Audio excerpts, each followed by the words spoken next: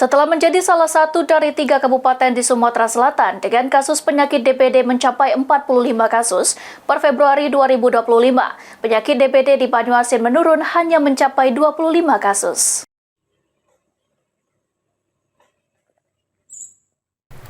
Per Januari 2025, Kabupaten Banyuasin menjadi salah satu dari 3 kabupaten di Sumatera Selatan dengan menyumbang penyakit DBD terbanyak sekitar 45 kasus.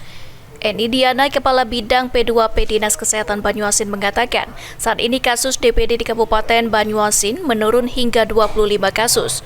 Untuk mempertahankan penurunan ini, Dinas Kesehatan Banyuasin mengajak masyarakat menerapkan pemberantasan sarang nyamuk dengan cara menguras, menutup, dan mendaur ulang. Alhamdulillah untuk bulan ini ada penurunan, jadi kasusnya tidak terlalu banyak. Untuk kasusnya ada berapa kasus kira-kira? Kalau yang baru masuk laporan itu sekitar 25-an. 25 kasus. Ini untuk mempertahankan penurunan DBD yang ada di Banyuasin ini bagaimana, Bu? Tindakan yang dilakukan? Iya, tindakan yang sangat efektif, yang sangat baik, sekaligus bisa mencegah penyakit-penyakit lain adalah PSN, yaitu 3M+.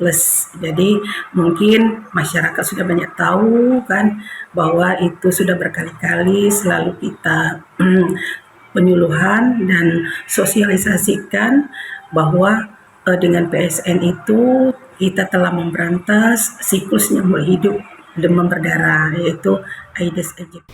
Eni Diana juga menghimbau kepada masyarakat untuk segera melaporkan ketika memiliki gejala demam berdarah, serta mengajak masyarakat agar tetap menjaga kesehatan dan menjaga lingkungan sekitar agar tidak terkena penyakit DBD. Ridho Ilahi, PAL TV.